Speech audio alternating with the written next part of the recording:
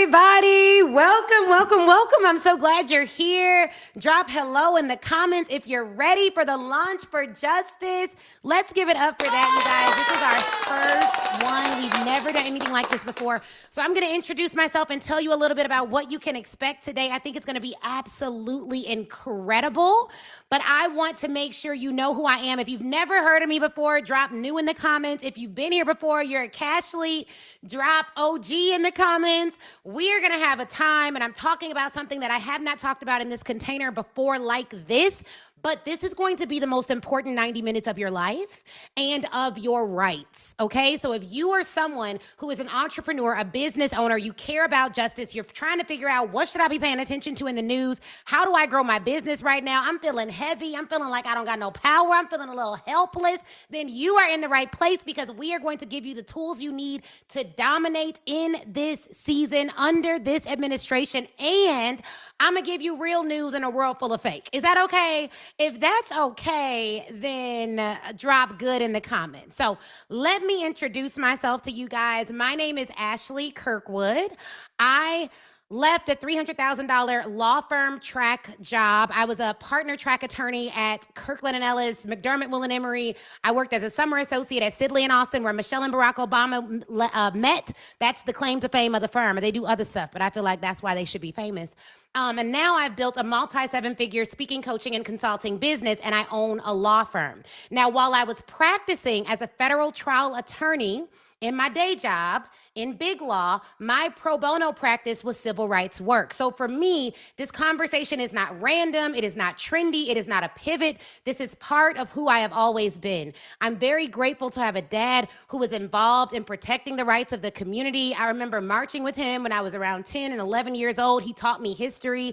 He was the first person to show me pictures of lynching, so I know what that meant as a young girl. I understand the evils of this country's history. And I grew up in a family that cared a lot about justice and that cared a lot about what was happening to our people and who believed that you are supposed to do something about it. Somebody drop do something in the comments. So when I tell y'all I get riled up about this, I mean that. I have marched, I have donated, I currently give to justice-centered causes, and I want to get specific about the Voting Rights Act, because I think a lot of us are so distracted by the antics, the chaos, the headlines, the outlandishness of this administration that we are becoming desensitized to the policies, and that is very dangerous because when everything online is horrible, terrible, the end of the world, people stop being able to tell what is actually most harmful and what they should do about it. So that's why I wanted to teach this. I wanted to slow this down and explain what actually is happening and tell entrepreneurs, if you own a business, drop own in the comments, what to do right now to protect and grow your business, because our businesses are our freedom vehicles. And I really need you to hear me on that. Our businesses are not just here to make money, y'all, so we can buy nice things and post Bugattis and show lifestyle pictures. Our businesses are supposed to fund freedom. Our businesses are supposed to move missions, and our businesses are supposed to create options to access, options for power, options for protection, and options for our community. And so when I think about women like Mary Ellen Pleasant, who used her wealth to support abolitionist causes and was later described as a friend and financial supporter of John Brown, who led a revolt, I am reminded that Black wealth has long been used to fund justice. Now, somebody drop justice in the comments. Okay, drop justice in the comments, y'all. We gonna talk back like we at church. But the reason why all of you are here is because you believe the same thing. You know that there is value in what we are doing. You know that there is value in what we are going to talk about today.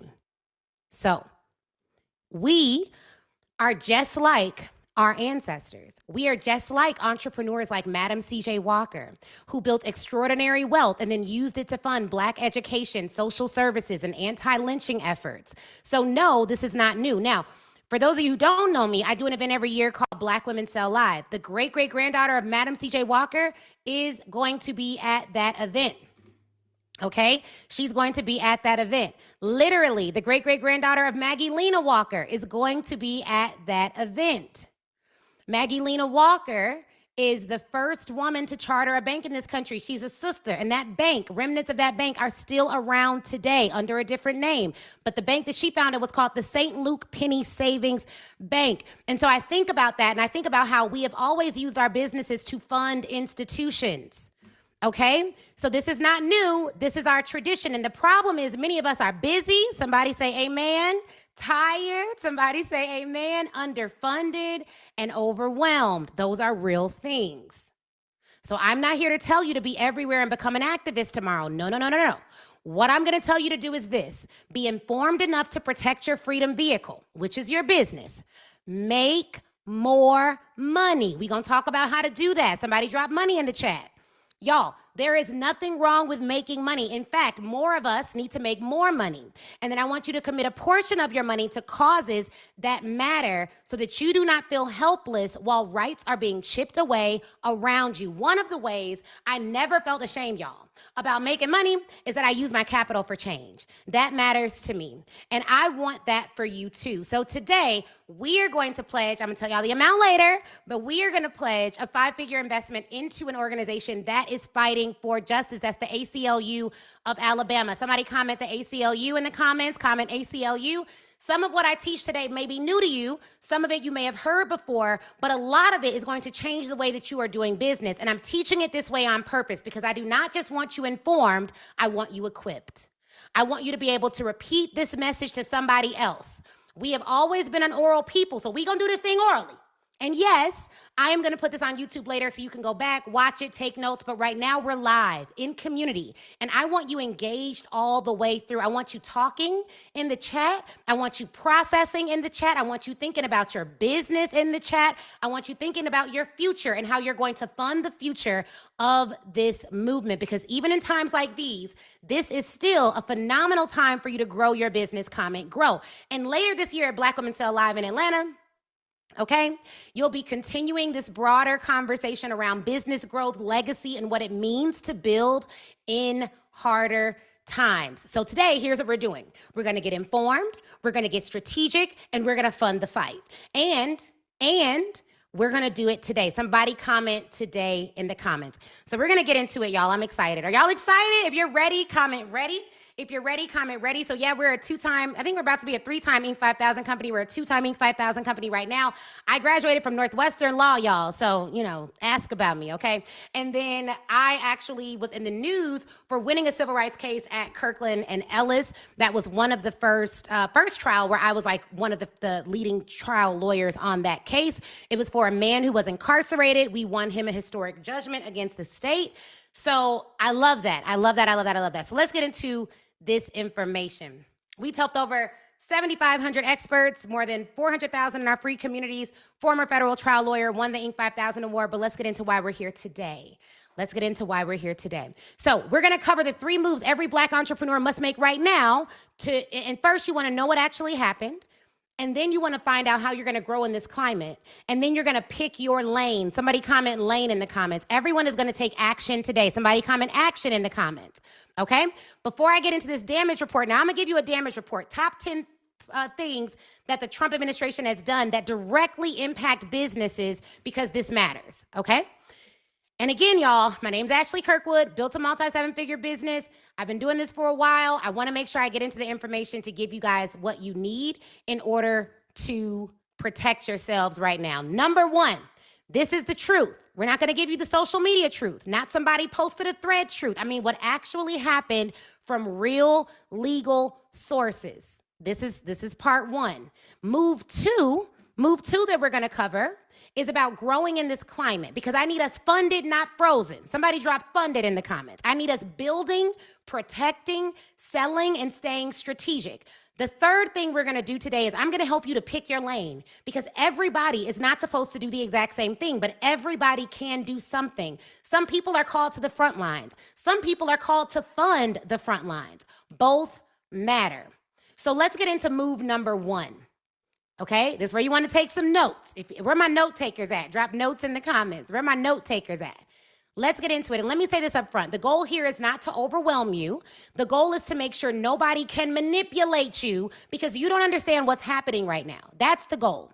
Okay, so first, the federal government killed federal DE&I and the 1965 protection for it. Let me break this down simply. Back in 1965, we traveling back, there was an executive order. There was an executive order, 11246, and it basically said that if you wanted to do business with the federal government, you could not just discriminate and then keep cashing federal checks. It required federal contractors to follow non-discrimination rules. And it also created affirmative action obligations for women and minorities in federal contracting. Let me put it in plain English. This was one of the major civil rights frameworks in federal contracting for decades. It's how a lot of black folks got rich getting government contracts. Then in January 2025, decades later, Trump revoked that order through a new executive order. And that matters because when you revoke the framework, you're not just changing language on paper, you're changing what the government expects, what it enforces, and what it exposes. Now, here's the part that most people miss. A lot of folks hear this and say, so DEI is illegal now. That's not the case. That's not the case. DEI is not illegal now. That's not what happened. Here's what actually happened and what you need to do. If you are dealing with federal contracts or grants, the government is now treating certain DEI-related certifications as a much bigger legal risk. And that's where the False Claims Act piece comes in. Let me say this plainly. This is where, are y'all listening to me on this? If you sign papers saying we will comply with executive orders and government contracts and government funding, we are not doing illegal discrimination. And that is in fact false because you have diversity programs and all of that. That can become fraud exposure. Are y'all hearing this? Not just a slap on the wrist, not just, oops, we need to revise a policy, fraud exposure under the False Claims Act. And let me say it like this. The False Claims Act has a civil side and a criminal side. Y'all ready to go to law school real quick? Let me break this down. Civil side, when you have civil exposure, you gonna owe some folks some money. Criminal side, you gonna go to jail. Steal from the grocery store, you gonna go to jail. Violate the grocery store's trademark, civil, you gonna owe some money. But under the False Claims Act, there's something called treble damages. What does that mean? Real simple, Trey, 3. You may be liable for 3 times the financial damage that you caused under the False Claims Act. So when the changes are actually making it so that the False Claims Act is in play, you're not just violating the rules, you could be opening yourself up to civil damages and in rare cases, criminal damages. That is how, and when people say, oh, so Trump made diversity illegal or Trump made diversity dangerous, there can be criminal penalties to you violating some of these orders. Do y'all understand that? Does that make sense? Is that not a big deal? And how does this affect people today? Well, a lot of us, when we would go into governments and we would get contracts, they would put us under they would say, hey, talk to the diversity director. A lot of companies actually gave me contracts and took the money from the diversity budget, even though I've never done diversity consulting. Why did they do that? Because I'm black. That was the only reason. They didn't have any other reason. And when they see a black consultant and they see a black person coming and trying to sell services, their minds are so limited that they typically think diversity. So for a lot of people who were doing consulting on sales, marketing, community communication, they were pulling that money from a diversity budget. And so it impacts consultants who sell to corporate and government agencies, okay? Are y'all following so far? If this is good, drop good. If y'all got it, drop got it. I want to make sure I don't leave nobody because I want us to understand what's going on here. Second thing that happened, right? And let me go back. Like, why does this matter to you? Because if you have a business that touches federal dollars at all, that wants federal dollars, that partners with institutions, that touches federal dollars or sells into systems that are reacting to federal dollars, this changes your risk profile significantly. So my practical takeaway here is simple. Get your language reviewed, get your certifications reviewed, and don't let anybody in your business casually sign federal compliance language. That's your takeaway for the business side. Now let's talk about disparate impact, okay? And I really want you all to get this one because this is one of the most important concepts in the whole presentation. Let me break it down real simple.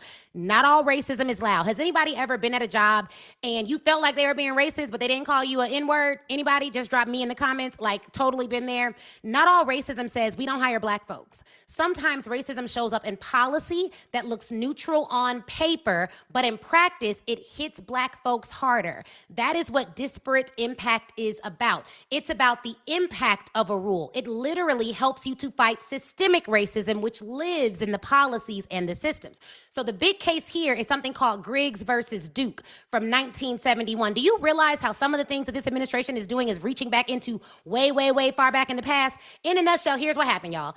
Duke Power had job requirements like a high school diploma and an aptitude test for certain jobs. On paper, that sounded neutral. They could say, hey, we're doing this for everybody. But in reality, those requirements were used to screen out Black workers at much higher rates, i.e., disparate impact. And the requirements they were enforcing were not necessary for them to do the job. So the Supreme Court did its big one. It basically said, hold on, Title VII of the Civil Rights Act is not just about obvious discrimination. It also reaches practices that are fair in form, but discriminatory in operation. That is huge, because what the court is saying is we're not going to let you hide systemic racism behind neutral policies. That's what I keep saying. That's why I keep saying this doctrine was built to get at systemic racism that is not obvious, because the real world does not always hand you a racist email and a smoking gun. Sometimes the harm is hidden in hiring criteria, degrees, agendas, credit filters. The law itself did not disappear in 2025. So what changed in 2025? Federal agencies were directed, we know by who, to back away from relying on disparate impact theories the way that they used to. So the easiest way to say this is this.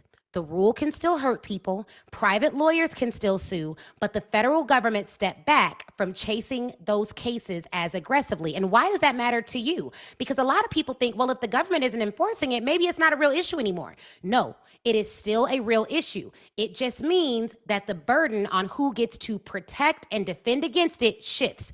It shifts on to private plaintiffs. It shifts on to nonprofits. It shifts on to the state attorneys. It shifts on to the people who are actually harmed. It shifts on to orgs like the ACLU of Alabama to actually go in and fight these cases. So your move here is exactly what the side says, because when a case is about a pattern, a policy, or an impact that is not obvious, your paper trail matters. Okay? Now, can we keep going? Are we going? Is it good? Are y'all getting some good information? I want to break it down. Now let's talk about the CFPB. This is the Consumer Financial Protection Bureau. Let me make this plain. This is the watchdog for us. This is one of the agencies that's supposed to look at predatory lending. Hello, anybody got a house? Drop house. Discriminatory lending, abusive financial practices, bad mortgage behavior, bad credit behavior, all of which was used to keep Black folks out of buying properties. Let's be clear. So when the administration moved to slash the CFPB's workforce and weaken its enforcement capacity, it was sending a message. And the message is very clear. The federal government is backing off one of the agencies that is supposed to protect ordinary people from financial abuse. Now, yes, some of those cuts got tied up in court. But even the attempt matters because it weakens the posture of the Bureau and signals a broader retreat from defending the people. So why does this matter to us? Because nobody is going to read your business loan documents for you. Nobody is going to magically save you from predatory business terms or lending. And you are a good person with a good business. So you need to scrutinize all your terms, keep all your records, and know your state attorney general. That is not paranoia. That is strategy, y'all. Okay?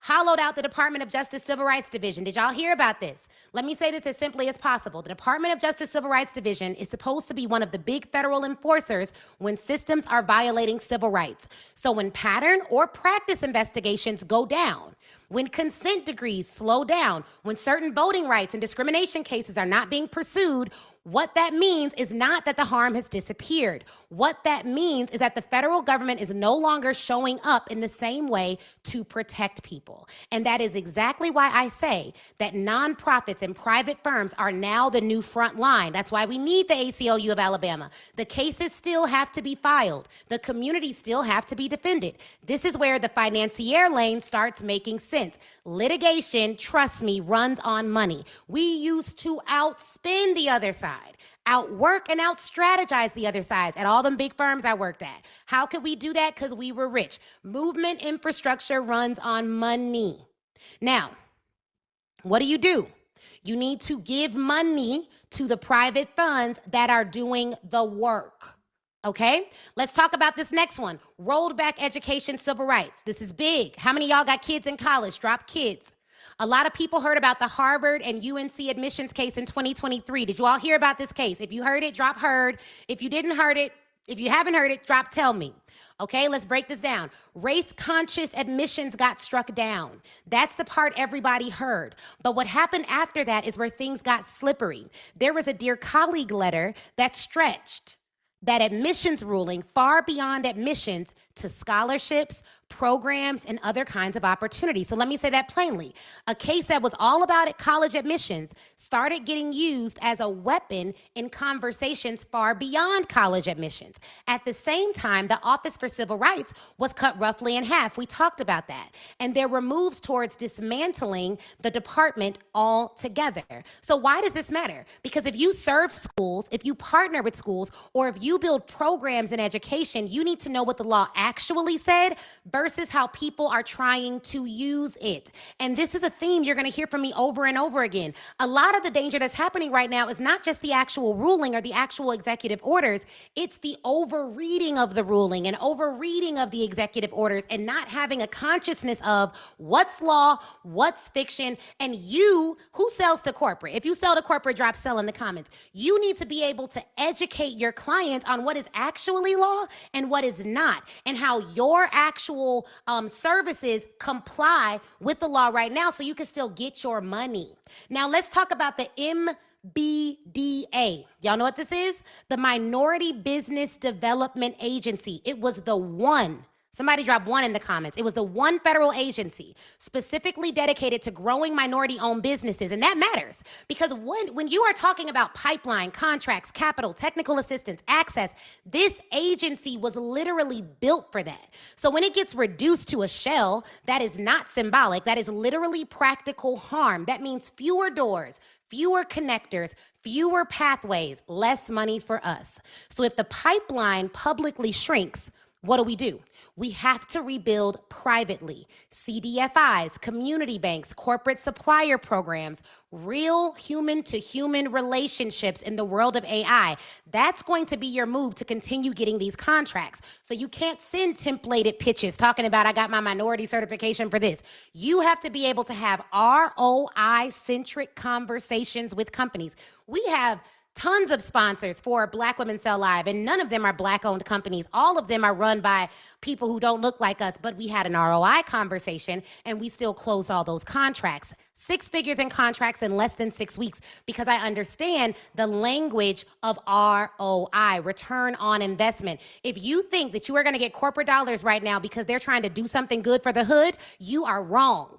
They do not care, and the law is now either turning a blind eye or sending signals that we no longer care about diversity. And so you have to get more sophisticated in how you explain the ROI of your business, period. All that soft stuff people been talking about for years. Oh, well, we're going to come in and we're going to help the diversity of it up. You better figure out how to tie it to money. You better make it real clear and plain. You better go in and talk about the numbers and the data and how you are going to help them to reach their real initiative. We can stop pretending that these companies care about Black folks. We can stop pretending that these companies care about advancing our mission. We can start talking about what everybody cares about, which is money, and we can get ours. And then we can fund these organizations that are doing the real work consistently. So this was dismantled. So you're going to need private relationships right now. Then we slashed the federal workforce. This is huge. Black Americans, y'all. How many of y'all got a family member that work for the government? Me? Drop me in the comments. Black Americans are disproportionately represented in the federal workforce compared to our share of the broader labor force. And federal jobs have historically been one of the stabilizing pillars of Black middle-class wealth. So when you hear mass layoffs, agency shutdowns, slashing the federal workforce, do not hear that as some abstract Washington story. Hear it as an attack on Black wealth. Hear it as community stability. Hear it as the pain that is actually there. But this is also an opportunity. A lot of talented people are entering the market right now. So for the entrepreneurs on this call, one question is, can you hire the talent? Can you contract the talent? Can you support the talent in launching their businesses? That is how we turn disruption into ecosystem growth. Now, I don't have all the numbers, but it's very few Black businesses that even have W-2 employees. A part of that reason is ignorance. Another part of that reason is we don't have enough money to hire W-2 employees. And a part of that is because for centuries, we have been convinced that Black businesses should focus on helping people instead of making money, as if the two are divorced. You have been focused on giving your labor for free instead of monetizing the resources that you have. Our ancestors literally died trying to get equal wages and equal pay, and then we are choosing to go into professions and start businesses that do not generate money. So then we can't hire each other. So then we're only forced to go and work at racist institutions. So then if I want to make a six-figure salary, I got to go work for somebody that's going to discriminate against me because there are not enough Black employers giving out those rates. I am so happy that we have W-2 employees, that we pay living wages, that, you know, like, come on, y'all. Like, we are not here to grow these businesses so we can drive Bugattis and sit in front of pink Lambos. Get the freaking real. Like, get real. You're supposed to have a business that's Black-owned, Black-run, Black-led, Black wealth building so that you can go out and hire. So when the federal government puts $20,000, $30,000, $100,000 qualified Black professionals in the marketplace, our Black-owned companies can be on the lookout to give them a fair chance at getting a great job. So I don't take it lightly that I am here to help businesses grow and scale. I want to be the voice of reason in the industry. The coaching industry sucks, kind of, right? Like, I want to be the voice of reason in the industry. You are not getting wealth to get a Bugatti. Jesus. You are to grow your Black business, to hire employees. And when a Black employee interviews with you, you give a real fair shot. They have a real fair chance of getting that job. Don't get me started. Y'all are getting me started, okay? I'm blaming y'all. It's not me. I get so riled up about this. So, this is how we turn disruption into ecosystem growth. Now, I'm going to go a little bit deeper. Let's talk about immigration enforcement. What we saw here was expanded, expedited removal, more aggressive operations, National Guard deployments into American cities, and a climate of fear for immigrant communities and those that were not immigrant communities. People were terrified. One of the tools that this administration is using is mass hysteria, chaos, and fear. If you've ever studied how different countries go to war with each other and the tactics that they use, the psychological bullets that they use in those environments, fear is a really big one. Misinformation is another one. They're using both, and they're using them on us. They're actual citizens. The immigration issue was not just for people who are immigrants, like, oh, I'm a citizen, it doesn't apply to me. The fact that you have people beating and killing people, some of which were American citizens, is absolutely hysterical. And it's not right. And it's not just politics on TV. These are families. These are our neighbors. This is uncertainty. This is fear-mongering. This is people trying to figure out whether they are safe, whether their loved ones are safe, whether they can even get legal help in time. So when I say fund legal defense organizations, I mean that literally. You need to be giving money every month to organizations that matter. You need to know your rights and know your rights as a citizen. Know your rights as a legal resident. This is critical. Here's your move. You need to know what's going on in your environment and around you. Not to mention, they didn't just take immigrants and take them out. They took out a portion of our workforce that we actually need. Okay? Okay, next. Voting access. This is the big one. This is the big one. I need y'all to stay with me here. If y'all with me, say with you in the comments. Y'all should tell y'all friends to be here. How are entrepreneurs not on here? And I need y'all to listen in on this. Y'all with me? Okay, I got you. I see you. Thank you, Don. Thank you, Renee. Thank you, you guys. I'm glad you all are here. All right, now we're getting into voting access. This is a big one. A lot of people say the Voting Rights Act is dead. That's not exactly right, but it was deeply weakened, and the attack has been happening in stages. So this is where you need to get the full breakdown. Let me break this down very, very, very simply. The Voting Rights Act had two major engines, y'all. Section 5 was pre-clearance. Somebody dropped pre in the comments.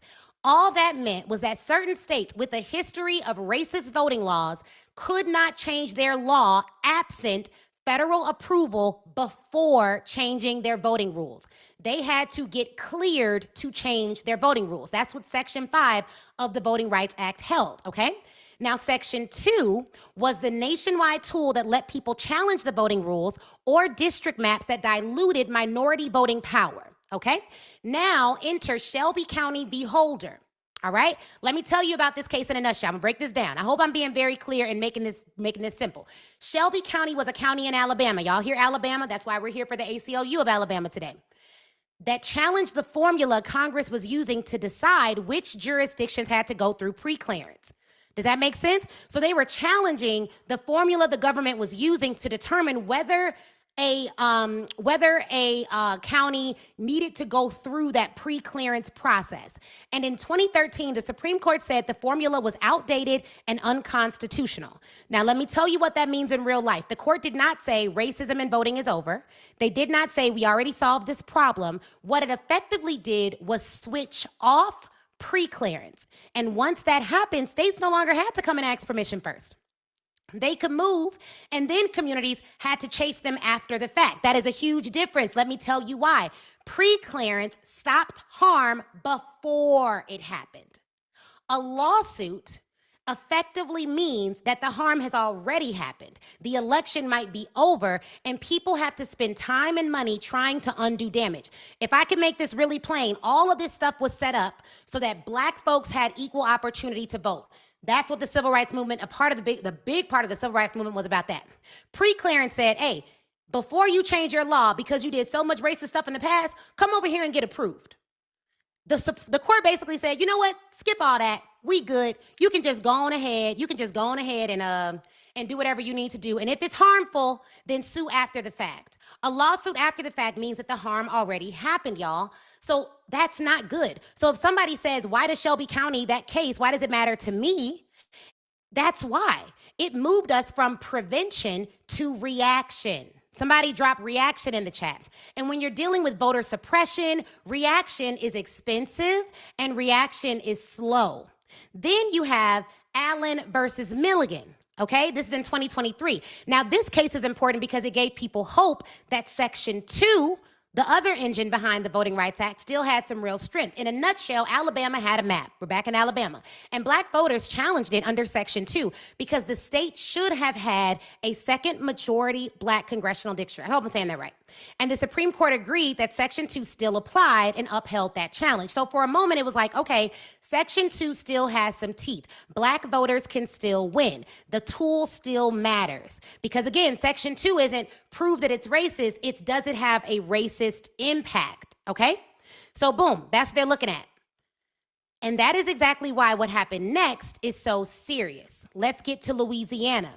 Now, Louisiana is about a third Black. We got any Louisiana people in the building? Drop Louisiana in the comments. We got any Alabama people, any Atlanta? What city y'all from? Let me know.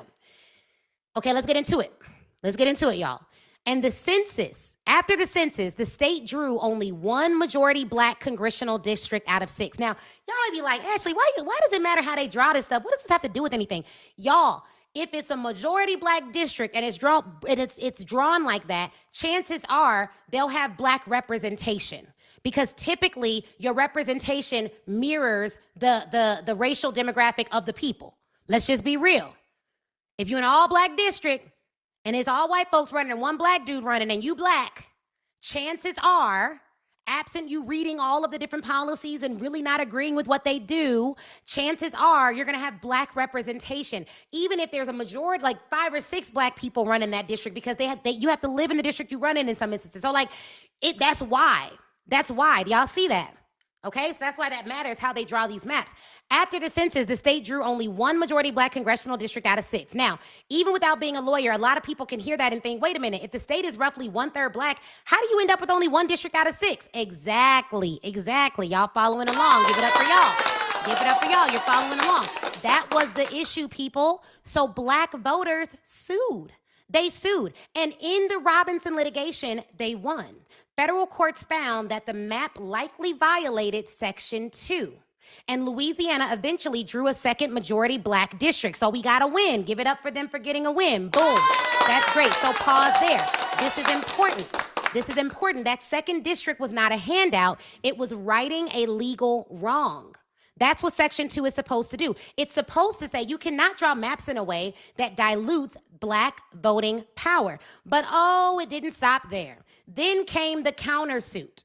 Okay, a group of self-described non-African American voters sued, saying the new map was unconstitutional racial gerrymander. Now let's break that down, because I know y'all done heard that before. I'm gonna make it plain. They were basically saying if the state drew this map to remedy harm to Black voters, then race was used too much, and that itself is unconstitutional. So the case became Louisiana versus Calais. I hope I'm saying that right. Are y'all following this? So if that's what the case did, now why is this such a big deal? Because the fight was no longer just over one map. The fight became whether the law can still use race-conscious remedies to fix racial voting dilution. That is a much bigger fight. And the way the Supreme Court works, you guys, is whatever question is determined, it has the ability to change law, policy, and how things are interpreted, how laws are interpreted. Courts don't make law, courts interpret law. But once they decide something at the Supreme Court of the land, that is how it is decided at all the other courts. Now, just because I want to make sure we all on the same page here, let me break it down to y'all really quickly. I think I can do it like this. Now, this is what happens. You have state and you have federal. Let's say state, and then let's say federal. I don't know if y'all know this. We're going to go back to school for a little bit. Okay? You have district court, appellate court, and then you have Supreme Court. Okay? Now, you also have state appellate courts, you have state Supreme Courts, and you have state district courts or local courts, right? If something happens at the federal Supreme Court level, it impacts all of these courts and all of these courts. It impacts all courts. This is the highest law of the land. This is the highest interpretation of all laws of the land. The Supreme Court is supreme. The federal Supreme Court is supreme. So it's very important, it's critically important that if something happens up here, and these judges here, lifetime appointment. Until they die, they do not get off the stand. How are these Supreme Court justices appointed? Well, they're appointed by the president. So you mean to tell me that somebody that Trump appoints will get to be on the stand until they die? Yes. So what does that mean? When you appoint a president, when you elect a president, and they elect a Supreme Court justice, when you elect a president, particularly when there is a seat empty, and they are all older, so let's be clear, a seat can be empty, okay? That president can be out of office, but his judge that he elected will be deciding the law until they die. So when people say, why does this impact me? Why does this matter to me? This shouldn't matter to me. All your state courts gonna have to follow that Supreme Court. All the federal courts under the Supreme Court are going to follow that Supreme Court, and that president that you elected or didn't vote for, he gets to place somebody on that Supreme Court if there is a vacancy. And so their policies, their leanings will be on that doggone court until one of them judges dies. So when I say things are happening, the cases we're talking about predominantly are our Supreme Court. They call it precedent. Why do we call it that? Because that's what it is. It's precedential. It sets the standard for how we're going to interpret these things and how we're going to do this. So this stuff matters big time. It matters big time. And they don't hear every case that comes before them. They shape how the law is interpreted, and they select the cases that they hear when there is a discrepancy. A discrepancy where, Ashley? Well, the discrepancy typically takes place here. If appellate courts across the country, because there's not one appellate court, there are different appellate courts. There's one federal Supreme Court. There's different appellate courts that is determined based on, where the states are at. So I practice in Illinois. I practice in the 7th Circuit Appellate Court. Okay? So if I had a case that was appealing from the Northern District of Illinois, it'd go up to the 7th Circuit Appellate Court. That court has jurisdictions over a couple of states that were near Illinois. Cool. If there is a discrepancy between how the 7th Circuit Appellate Court rules and the 6th Circuit Appellate Court rules and the 1st Circuit Appellate Court rules, the Supreme Court can decide to hear the case, okay? If it is appealed up to them. So I just want to break that down because these are not little things, these are big things, and it takes decades to change this stuff. So a group calling themselves, the countersuit, claiming that the fair new map was itself illegal. That case went all the way to the Supreme Court. So they appealed it all the way up to the Supreme Court. All right? Then the case was argued in March 2025, and the court took the unusual step of ordering re-argument on a broad question whether Section 2's race-conscious remedy itself might violate the Constitution. Now, when a court does that, it is a signal. Ding, ding, ding, ding, ding. It's a signal. That means they are not just interested in this one factual dispute. They are looking for a chance to reshape the doctrine. And that is exactly why so many people were sounding the alarm about the Voting Rights Act and this being the biggest upset in civil rights since the 60s. So what did the court hold? Okay? They rose the stakes. They heard this additional question. What did they hold? They held that if Section 2 shrinks, simple version is this: they made it much harder to use race-conscious remedies to protect Black voting power in redistricting. And if that sounds technical, let me make it practical. If Section 2 gets narrowed enough, states can redraw maps in ways that weaken Black representation for decades. And challenging those maps becomes much harder because now you have to prove intentional discrimination instead of the impact of discrimination. That is why people say these maps fights in Louisiana, Alabama, Texas, and Georgia are among the central civil rights battles of this decade because maps decide representation for years. They decide the power, they decide who gets heard, and more. Now, this is what's really at stake. Let's talk about it. The court's reasoning opened the door to saying Louisiana never had to draw that second Black district in the first place, and that drawing it because of race made the map illegal, even though y'all know why they drew it because of race, because it was supposed to fix the disparate impact. Justice Alito wrote the majority. That's just the name of one of the Supreme Court justices. That's going to be there till he dies. Justice Kagan dissented sharply and warned that the ruling made Section 2 close to dead in practice. Justice Kagan's dissent, I read it, was good, okay? She basically started that thing off with like, okay, because of you all's ruling, you all are rewarding systematic racism. You are saying as long as you hide your racist hand besides a non-racial policy, you're good. And these folks started redistricting and redrawing all around town. And so what that means is all of these politicians who've been on the front lines, it's increasingly more difficult for them to be representative of their districts. And if you don't get representation at the state level, at the county level, then where do you think federal politicians come from? They go through the ranks. So this doesn't just affect these individual districts, it affects our federal government and national political representation too. The map is gone, okay?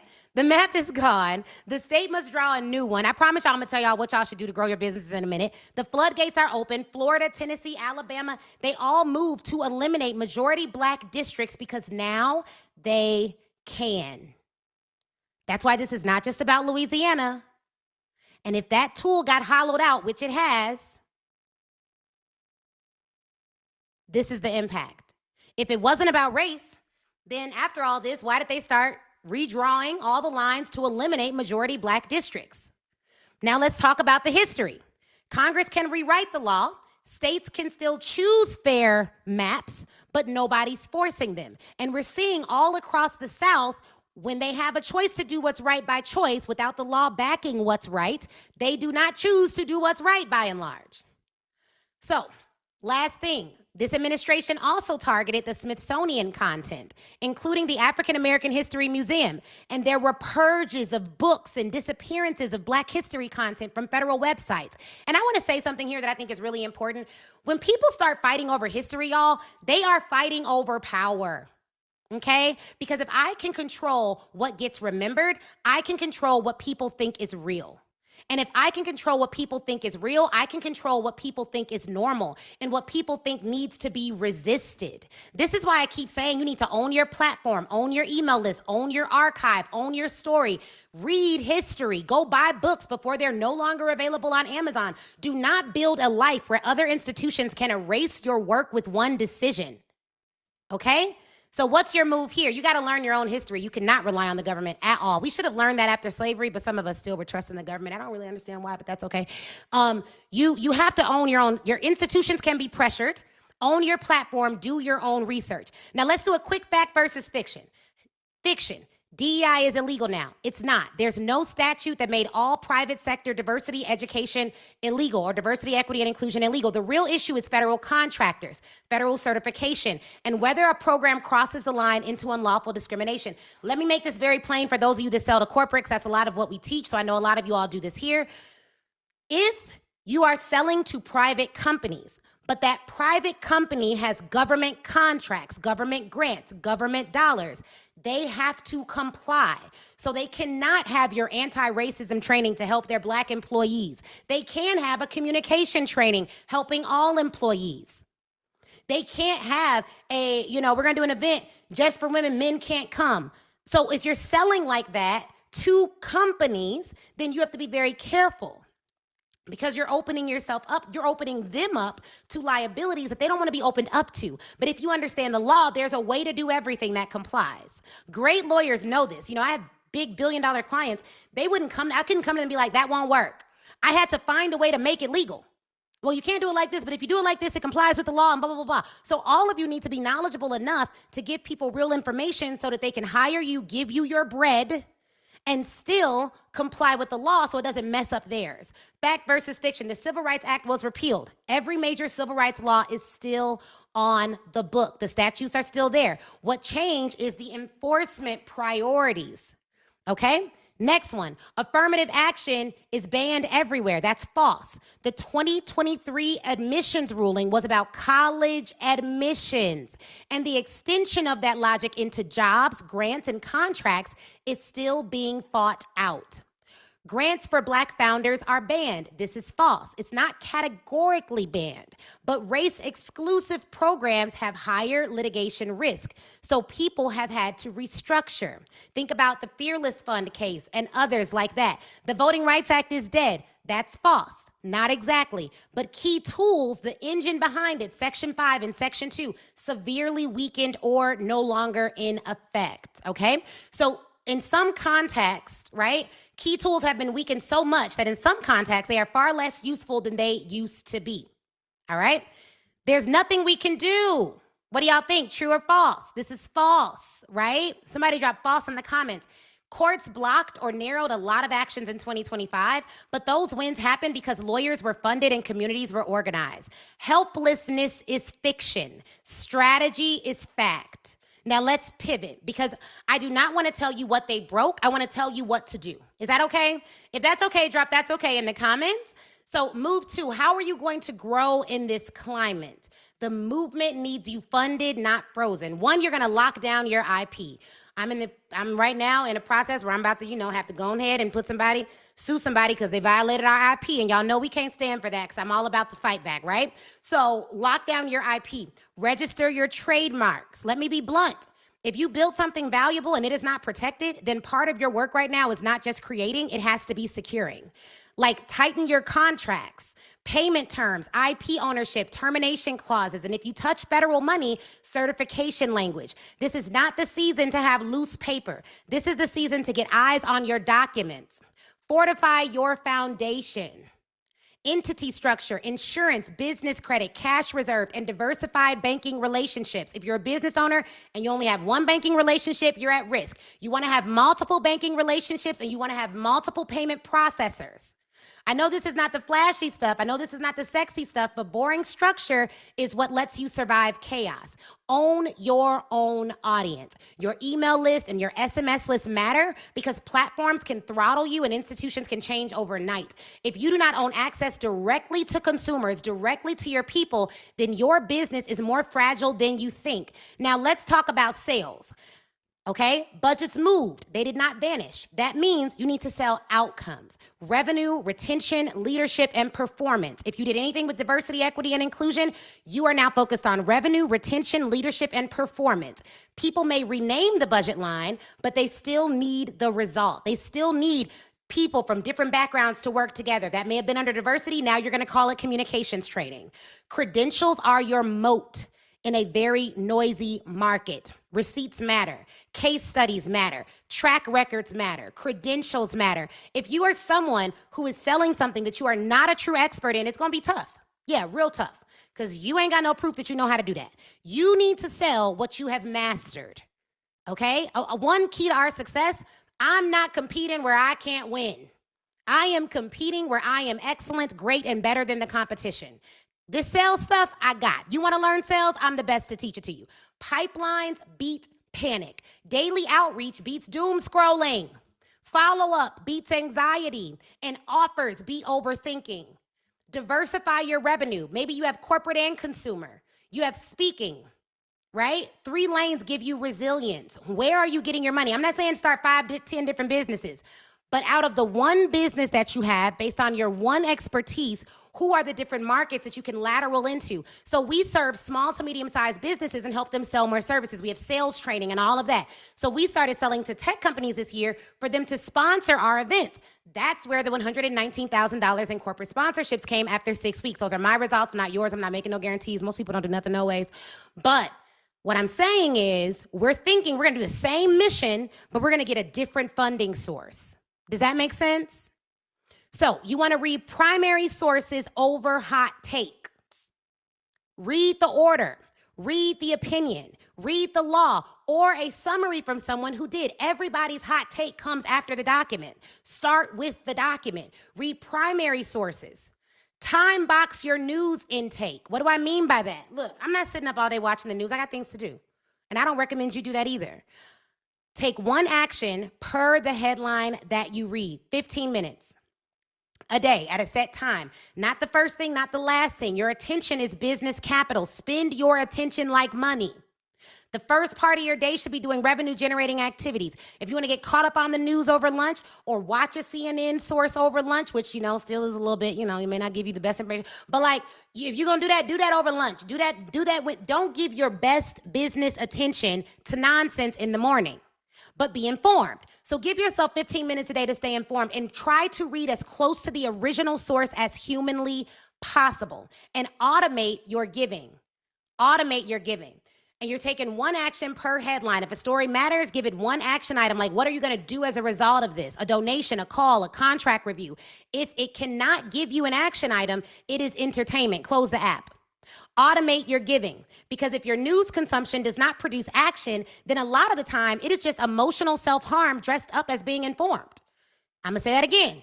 If your news consumption does not produce action, then a lot of times it is just emotional self-harm dressed up as being informed. Now, move number 3, you need to pick your lane. There are 2 sacred lanes here, front lines and financial lines. And I really want to emphasize that both matters, but everybody is not supposed to do the same work. If you are a business owner, one of your primary obligations is to make money in your business, okay?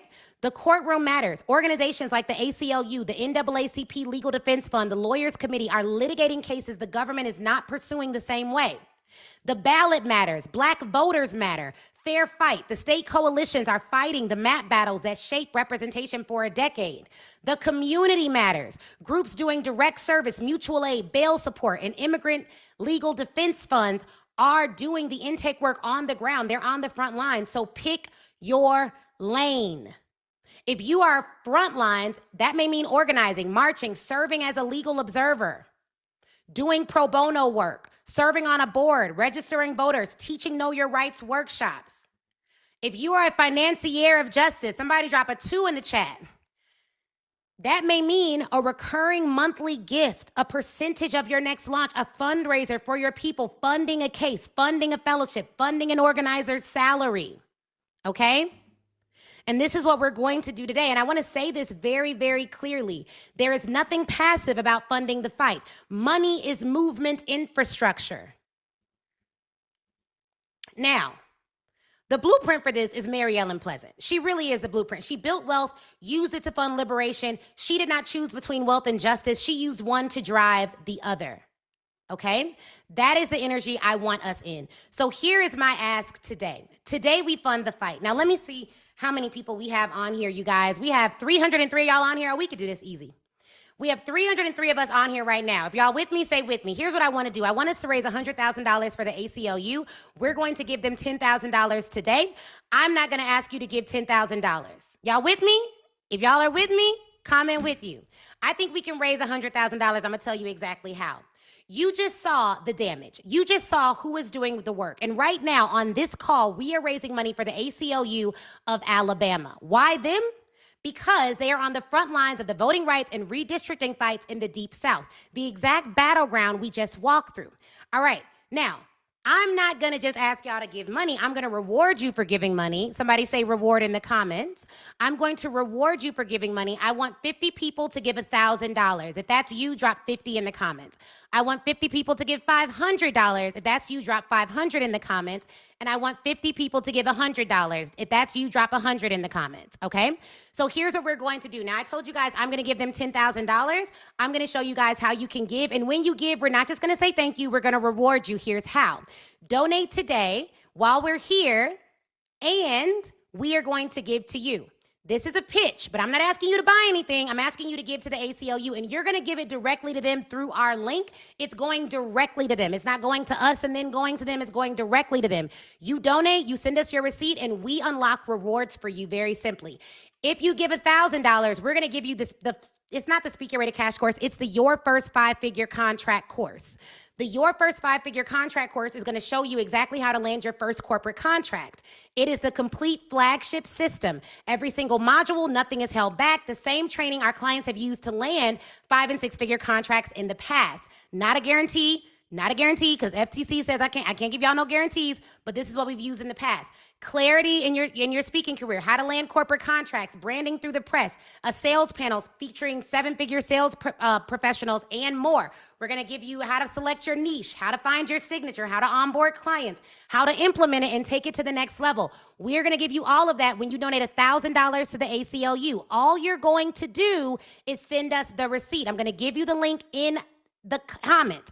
And for those of you that give while we're live, we're going to enter you into a raffle to get a complete business audit from one of our Speaker Rated Cash coaches. It'll be a one-on-one call. For those of you that donate $1,000, we're going to give you 5 entries into the raffle. And I'll pull the raffle live on YouTube. For those of you that give $500, we're going to give you 2 entries into the raffle. For those of you that donate, we'll give you 3. For those of you that donate $100, we'll give you 1 entry into the raffle on top of everything else you're going to get. So the value of this is well over $1,200. Donate $1,000, get the full vault. And everything else that I'm about to say that we're going to give people who donate $500 and $100, those who donate $1,000 will get all of that as well. So that's not the only special deal. We'll also give you, of course, a general ticket to Black Women Sell Live, which will be amazing. So you'll get that as well. Donate $500 and you'll get How to Land College Clients, which is a program where I actually interview a college client that gave me 5 figures. He tells you exactly how to determine if a college has your budget. You'll get a Crush Copycats course because you need to protect your IP. You'll get a Branding Like a Boss training. All of that will give you a 6-month license to it. For my $1,000 folks, you get a year license. Plus, we'll give you a Justice ticket to Black Women Sell Live. Then, if you donate $100, we'll say thank you, and we'll still give you How to Land College Clients, How to Crush Copyrights, and How to Brand Like a Boss. And you'll get 90 days access to that, okay? So you get the lowest level of access, but you still get something. Everyone that donates, we're going to give them something. You donate at least $100, we're going to give them something. I think we can do this. I think this makes sense. Donate at the link on your screen. Where's the link at, y'all? Let's see. Okay, give back to the ACLU of Alabama. That's the link. So you all can click that, donate now. Once you do your donation, just comment done in the chat. I really want us to make a significant donation to this organization. I researched organizations. I reached out to organizations. It took me a long time to find who we were going to do this for. We wanted to choose someone that had national representation. Yes, we'll put the link in the chat. My team just put that, but I don't know. Yeah, team, just put the link to donate in the chat. Don't put the proof of donation link. Just put the link to donate in the chat. Thank you. And when you all donate, we'll send you a when you all donate, you'll email us and just hello@speakerratecash.com. We'll make sure you get the link. Once you've done the donation, drop done in the comments. And we will do that. Thank you, Kimberly. Woo! Let's give it up for Kimberly, you guys. She donated. Woo! We're going to give it up for her. Who else donated? I know Kimberly is not the only one, y'all. So who else donated? Look, you all come to events all the time and people sell you stuff. Sometimes I sell y'all stuff. But the truth of the matter is you're going to get, our programs are like $30,000 for us to work with you one-on-one as your sales training company. You got the link? Okay, great, Tracy. Excellent. Make sure you all get the link done. Thank you, Nicole. Thank you, Cecilia. Let's give it up for them. Go ahead and donate, you guys. This is a big deal. I think we can raise that money. I really do. I think that it'd be amazing. It's our first time doing something like this. But, you know, in a world where we have a lot on our plate, I'm promising you, we're trying to sell out Black Women Sell Live. I think someone came off mute, team. If you all could look into that, thank you. We're trying to sell out Black Women Sell Live. We have a lot to do for our businesses, but we have to do something to fund the fight because you literally, yes, Tracy, share it with others, share it on your profiles. We just want to get it all done by midnight tonight. But for those of you that give right now, we're entering you into that raffle. 1,000 gives you 5 seats, 500 gives you 3 seats, 100 gives you 1 seat into the raffle. We'll pull it live probably Monday on our show, the Make More Sales show. And so we're doing that done. I'm so grateful that I finally came. Yes, congrats. You all definitely can share this with others.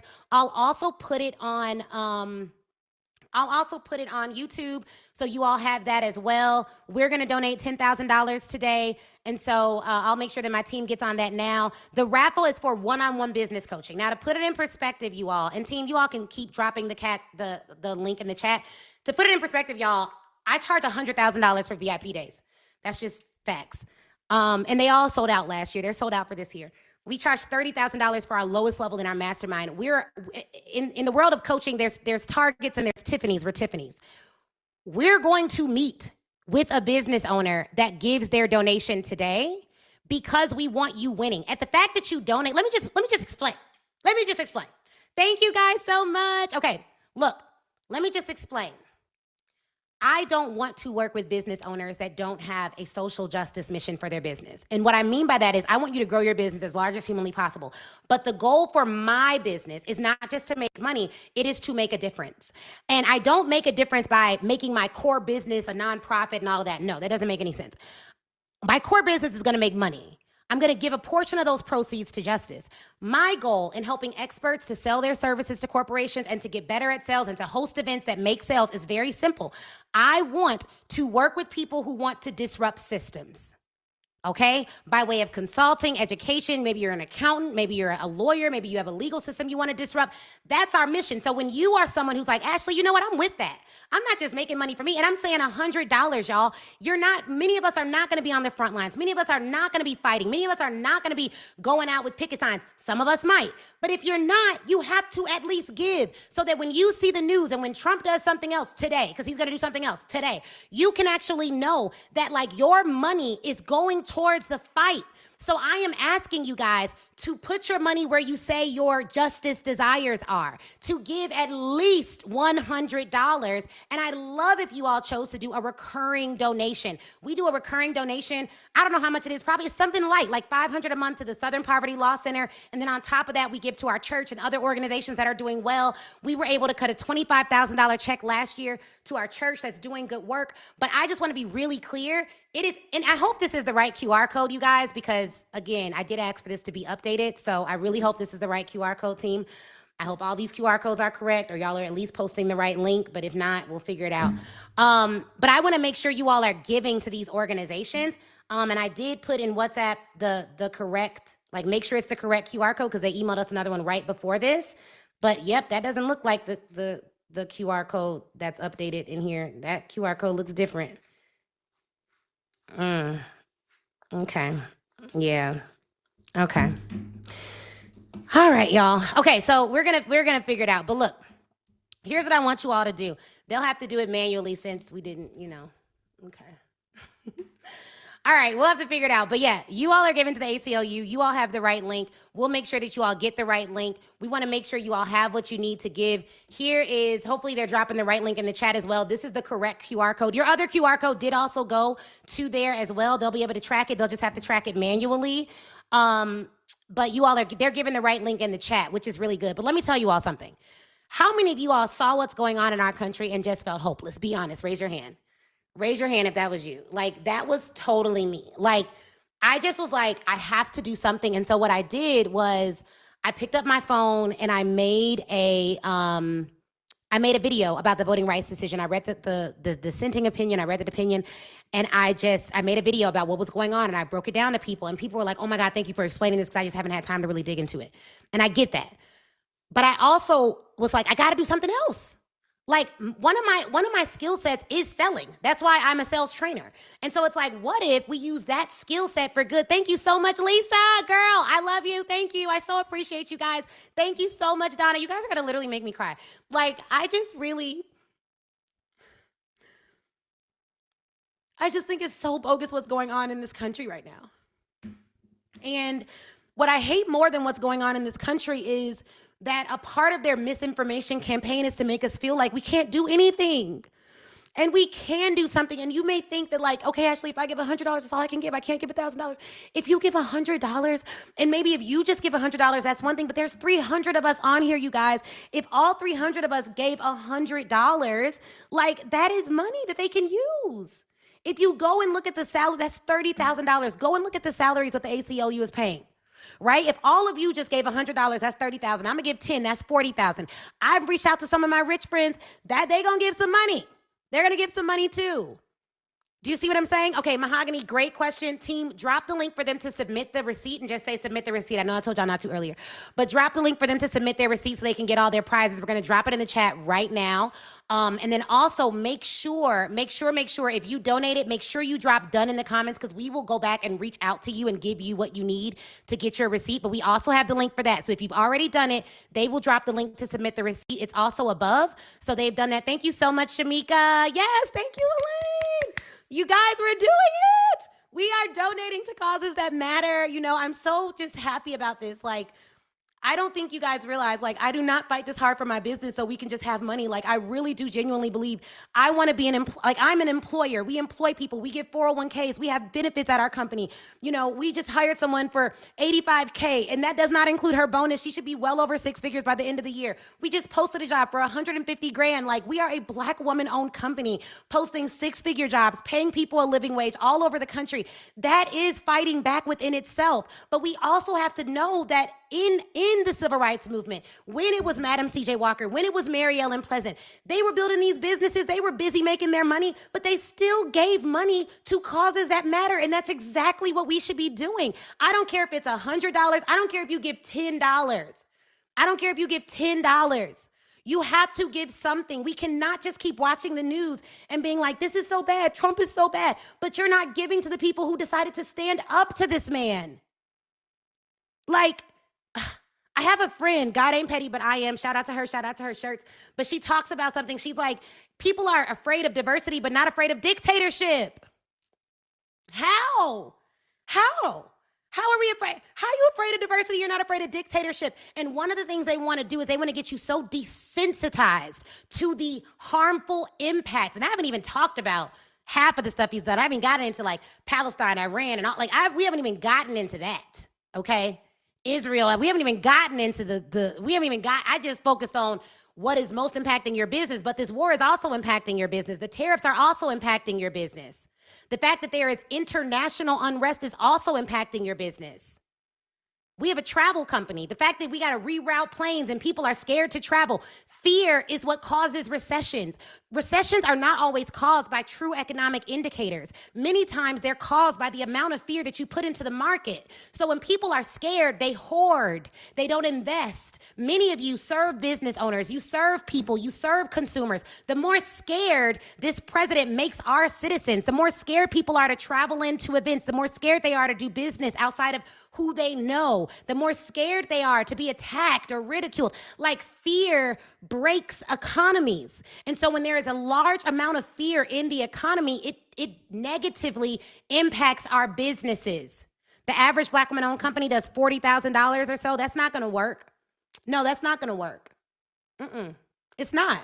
We have to get focused. We have been bamboozled into believing that we should focus on serving people at the detriment of ourselves. But what if I told you that there is a way to grow and scale a company and still help other people, but your company cannot be focused on serving audiences that cannot pay you? What you do is you choose a wealthy audience to serve. You serve an audience with a need that you can fill, and then you take a percentage of the money you make and you give back.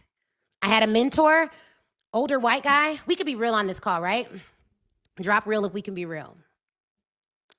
I became a lawyer First thing I thought about, I was like, I need to donate to the Black Women Lawyers Association.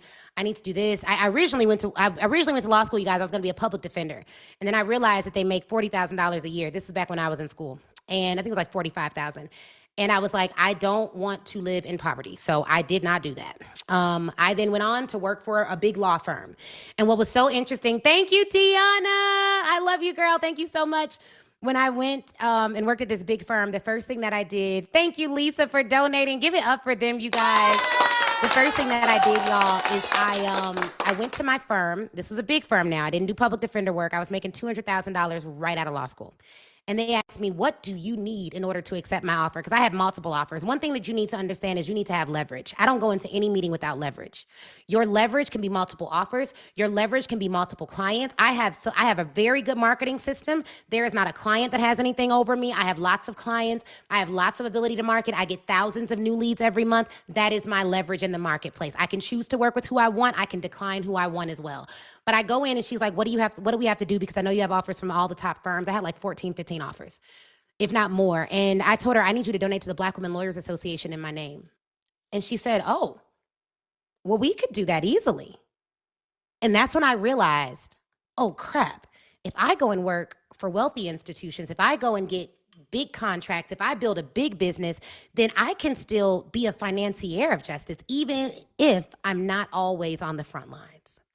And I need you all to understand that a lot of us have been manipulated into believing that we have to start these service-oriented businesses and nonprofits and everything else, and we don't. You don't. Like, if you really want to do that, if that is really what, God has called you to do, you're very clear on that, then that's one thing. But a lot of us are serving at the level of our fear, because you feel comfortable there and you don't feel comfortable going and asking a $1 billion company to cut you $1 million check, because you don't feel comfortable asking people to pay you $150,000 for your expertise. You play small, you build small, you build out of insecurity instead of out of power. Okay? I did not start my business because I would not have been rich in corporate. I would have been making millions there too. I started my business as a powerful decision. And so I'm building it as a powerful company. I'm very clear that I'm supposed to be an employer. Not everyone has the ability to build big, but there are lots of you on this call who do. Drop big in the comments if that's you, okay? So team, will you all drop the link for them to claim their prizes? I know a lot of them have done that. We want to make sure they can claim them. This is amazing. So excited about this. You guys, this is big, big, big deal. One of the things that I just want to say thank you. I want to say that I appreciate you. I want to say that I honor you guys who were able to give. Anyone who did not give because they were not able to give, I want you to watch my YouTube. It's the Ashley Nicole Show on YouTube. And I want you to learn how to make some money in your business. Because the next time this comes up and the next time you desire to give, I want you to be able to write a check for whatever you want without even checking. And I want you to, my goal is I want to write six-figure checks to organizations without even thinking about it. I want to write I want to be able to write multi-million-dollar checks in the future. 100,000 just because I want to. Thank you so much, Antoine. I appreciate you. Like, yes, Tamika. Oh my God, I'm so grateful for you guys. Yes, if my friends give later, as long as they give by midnight, they can get the ticket. So they have to give by midnight, and then we have to figure out how to track it. So they have to give and then email us. Let us know, and we'll send out an email as well for you all to track it. And the team, there you go. They put the step 1 and step 2 in the chat. Thank you, Marvick. So step 1, you're gonna give. Step 2, I love how you put that, Marvick. Very good. Thank you, Danielle and Marvick and all of you guys. That's what we're gonna do, okay? So they're gonna give. They can get the ticket to Black Women Sell Live. Some of you may be wondering, like, what is Black Women Sell Live? It's a phenomenal event. I'm gonna show it to you because you get this when you give. So when you give that 1,000, you get a ticket. You give that 500, you get a ticket. You give 100, we're gonna give you some training on demand. But check this out. Ooh, I don't need y'all either. Ooh, don't wanna talk about it. Ooh, like I don't know nobody. Like I don't know nobody. I guess I don't. Oh, you mad, huh? Oh, you mad, huh? Whoa, oh, you mad, huh? Anybody tired of making excuses as to why your client chose somebody else? Anybody sick of the market determining their revenue? Anybody tired of letting people's opinions of you determine your own? If you have faith the size of a mustard seed, the least of the seeds, work with that. Work with it. Believe him for something and then take the next step.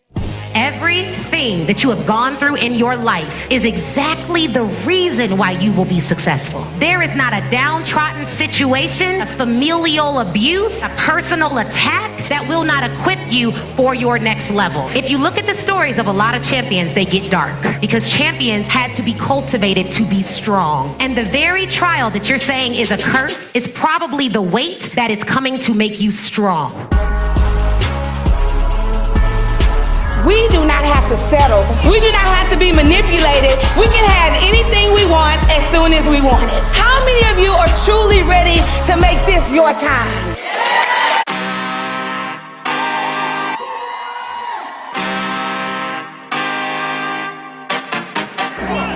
I just came back for the win. Lot of new money in my hand. Go on, tell a friend to tell a friend. They say success is the best revenge. If I see something that's not right, I call. If I'm confused, I call. If I can't do it alone, I call. Calling is strong. Calling is brave. Calling is how we grow. Failure is a necessary ingredient in the recipe for success. And so the minute you embrace failure and understand that you fail forward, then nothing can hold you back. I am not LeBron James, all right? Come on now. The only way you can win is with the threat of losing. So you have to have that threat of losing. It is not wins and losses, it is wins and lessons. I just came back for the win. Lot of new money in my hand. Go on, tell a friend to tell a friend. They say success is the best revenge.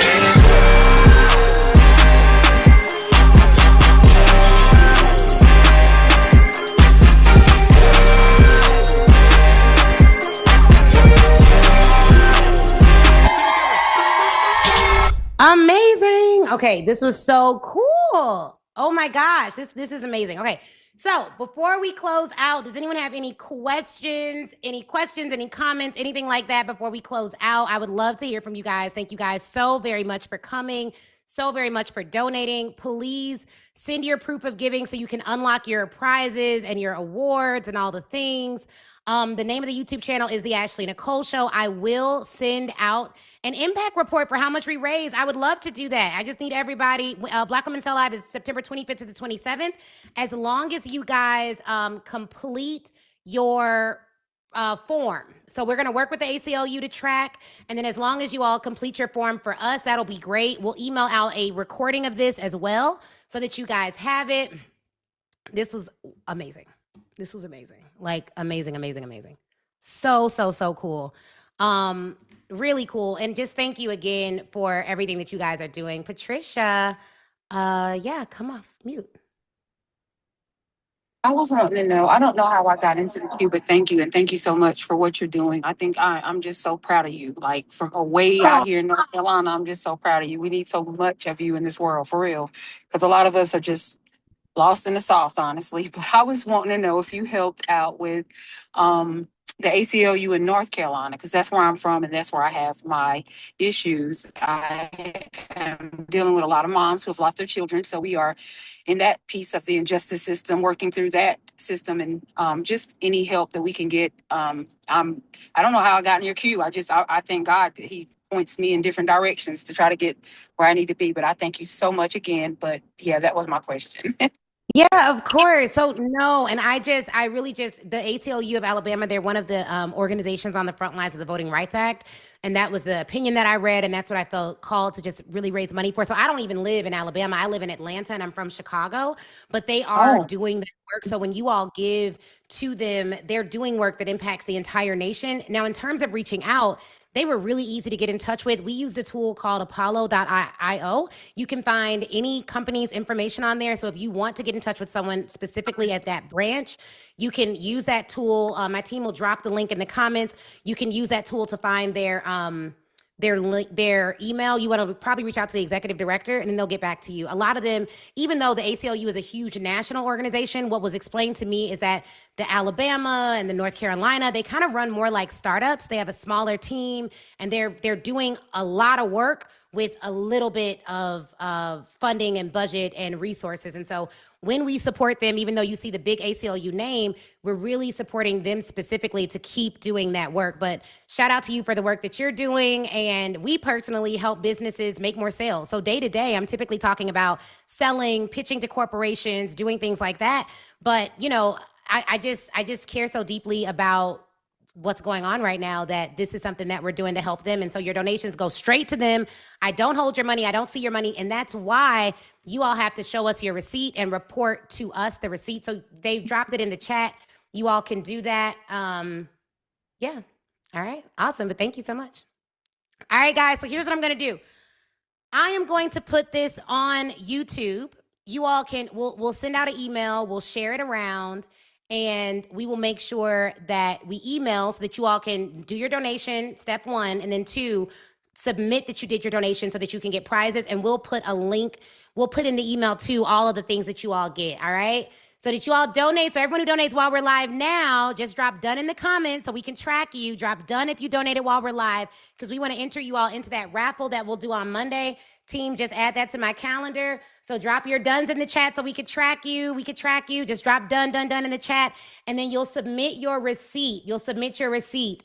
And this is good. So I'm really, really, really excited about this, you guys. This was amazing, amazing, amazing, amazing. And I'm real excited. So if y'all want to get your prizes and your awards and your training and your tickets and all the things you get just for being so great and fighting for justice and helping us to fund the fight for justice, then make sure you submit your form. And yeah, thank you to everybody who came out. This was great. And I will see you guys later.